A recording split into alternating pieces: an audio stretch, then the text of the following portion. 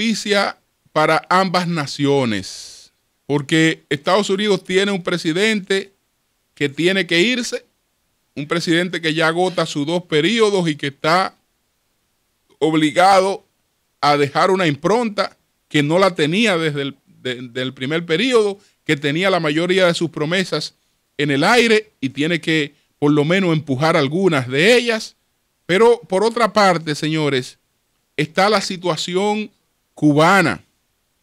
Cuba ha mantenido una revolución a 90 millas de los Estados Unidos y sin quitar méritos a la dignidad del pueblo cubano, sin quitar mérito a el liderazgo extraordinario de Fidel Castro, que solo un hombre de condiciones excepcionales podía mantener un logro así como lo mantuvo Fidel Castro.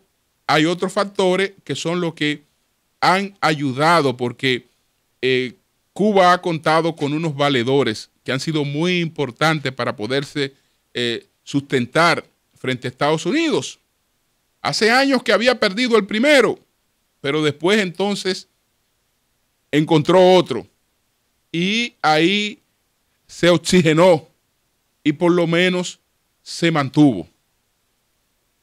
Primero, todos sabemos que Cuba era subsidiada por la Unión Soviética, que disponía de una cantidad importante de recursos para el mantenimiento de la Revolución Cubana y que eso le permitía a Cuba subsistir frente a Estados Unidos.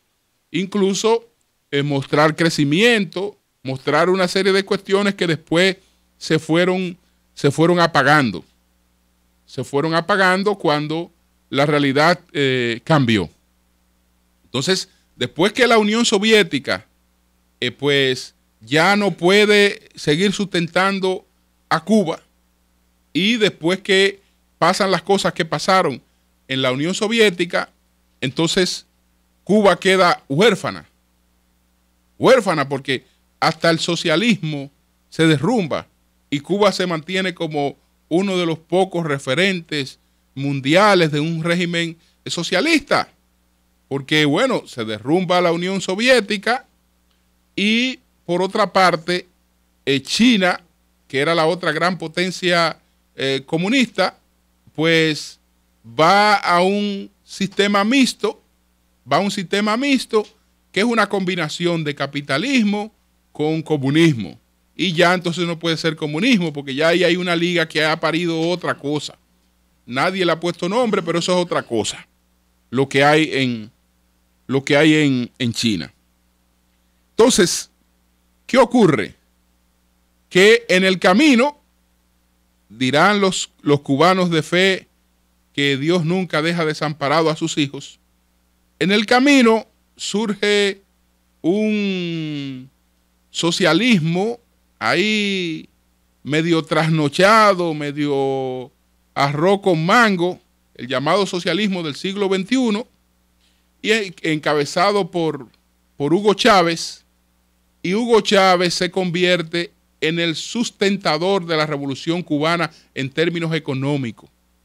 Venezuela, entonces, va a tomar una parte, nunca igual que todo lo que Cuba recibía de la Unión Soviética, pero sí oportuno en momentos en que incluso se encarecen los precios del petróleo y una economía que no produce divisas o que tiene una producción muy limitada de divisas no tenía cómo responder a esa situación.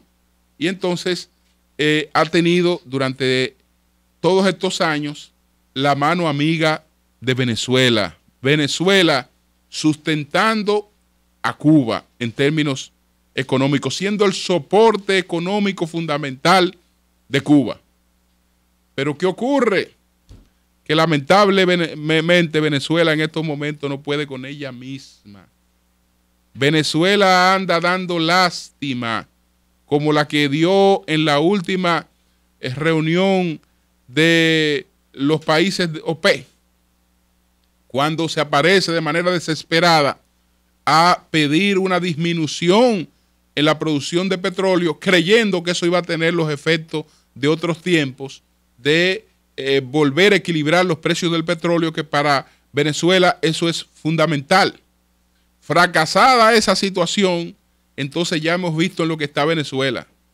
Venezuela está vendiendo a precio de vaca muerta sus deudas futuras, las deudas que hay con Venezuela, que excepción hecha con la de Cuba, que no la incluyó en principio, pues le está buscando salida desesperante para poderse sustentar. Entonces, es evidente que Cuba sabía muy bien que lo de Venezuela, que depender de Venezuela, pues es prácticamente quedar en un limbo que en cualquier momento eso la exponía a un colapso. De manera que condiciones favorables por parte de Estados Unidos, con un presidente que tiene que organizar la retirada, y condiciones favorables por parte de Cuba, que tiene una situación en que el segundo gran valedor que ha tenido en toda la historia de su revolución se le ha debilitado. Y Cuba entonces se preparaba para otro periodo de orfandad. En medio de estas cuestiones, entonces, se dan estas conversaciones, y estas conversaciones producen el anuncio del presidente Barack Obama. Este presidente Obama sabe que las dos últimas cosas que ha anunciado, es más, las tres que ha anunciado, porque así como él ha hecho tres cosas en esta etapa, en la etapa de prepararse para el futuro, la orden ejecutiva de migración, como no pudo pasar su reforma, no ha podido pasar su reforma migratoria a través del Congreso, y a partir de enero tiene una peor situación en el Congreso, entonces emite una orden ejecutiva que le da oportunidad a una parte de los que pudieran haber sido beneficiados por una ley general. Entonces, ahí muestra una voluntad y indiscutiblemente que se lleva unos méritos. Lo de Guantánamo y esto de Cuba, sí, son tres medidas muy importantes, muy trascendentes que ha hecho Barack Obama, ninguna de las cuales tiene garantía de que podrán ser aplicadas, pero sí han sido tomadas. Fíjense que uno pudiera preguntarse, para que ustedes vean cómo es la política, ¿por qué el presidente Obama no adoptó estas medidas cuando él estaba en mejores condiciones de adoptarlas? Cuando él tenía una mejor situación en el Congreso. Bueno, porque todavía él no se iba. Todavía él no tenía que prepararse para la salida. Y entonces ya él sabe que no hay un después. No hay un después.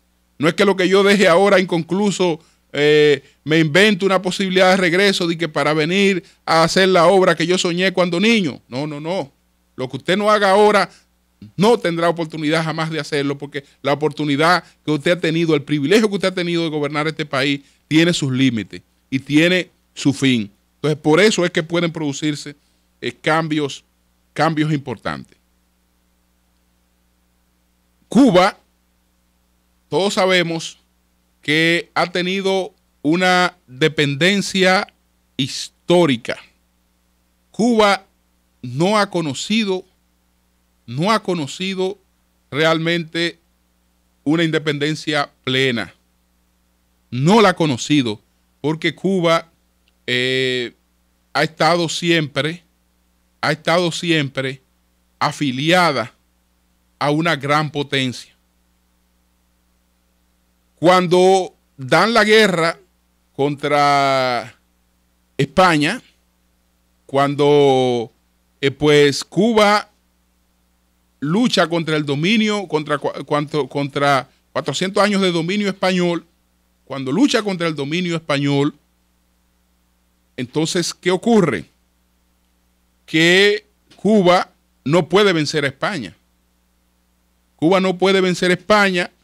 La guerra de independencia de Cuba, que fue en dos etapas, prácticamente se empantana, se estanca, la sustentan con cierta dignidad, pero el conflicto no se define. Y no se define hasta que entra un tercero, que es Estados Unidos. Y entonces Estados Unidos hace la siguiente negociación. Ok, Cuba, te voy a ayudar a salir de los españoles, porque yo no quiero ya ningún imperio europeo aquí en mis aguas. Te ayudo a salir de los españoles, pero entonces tú quedas bajo mi órbita. Y te voy a dar una independencia condicionada, que es lo que estableció la enmienda Platt. Una independencia condicionada. Usted está dentro de la órbita de Estados Unidos, usted es independiente, pero todo lo que usted vaya a hacer aquí, que sea trascendente e importante, tiene que tener el visto bueno de nosotros. Eso fue la enmienda Platt. Con eso fue que rompió Fidel Castro cuando llegó al poder. Pero para poderse sustentar, tuvo inmediatamente que afiliarse a la órbita soviética y entonces responder a los dictámenes de la órbita soviética. Y ya pues después se produce el colapso de la Unión Soviética en aquellos famosos 3 años que cambiaron al mundo, el 89, el 90, el 91, cuando se producen todos estos cambios que van a finalizar con el derribo del muro de Berlín, que por cierto ahí pues el Papa Juan Pablo II va a jugar un papel importantísimo también. Entonces pues ahora Cuba pues sin que estuviese, digamos, bajo la órbita de alguna potencia, no puede sustentarse. Su economía es una economía muy debilitada, tiene una infraestructura, ha hecho progreso en una infraestructura hotelera, pero esa infraestructura hotelera vive la mayor parte de los tiempos desocupada. El bloqueo habrá influido en esto porque ya sabíamos que las tarjetas de crédito, que casi todas son de afiliación estadounidense, no podían ser usadas en Cuba, y entonces estas cosas limitaban las posibilidades de una persona viajar a Cuba, porque nadie puede moverse por los aeropuertos con grandes sumas de dólares.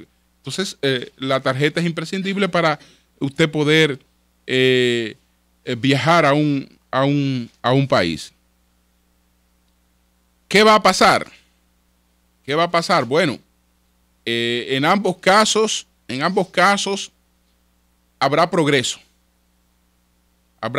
Indiscutiblemente que para Cuba, a Cuba le beneficia más que a Estados Unidos esta situación, porque a Estados Unidos pudiera beneficiarle a largo plazo cuando Cuba empiece a ser un mercado atractivo, pero por ahora habría que crear las condiciones para que ese mercado se torne atractivo, y entonces ya sí hay gente que cambiaría en Washington, porque tan pronto Cuba sea una oportunidad de negocios, eso ayuda mucho a variar el panorama en Washington.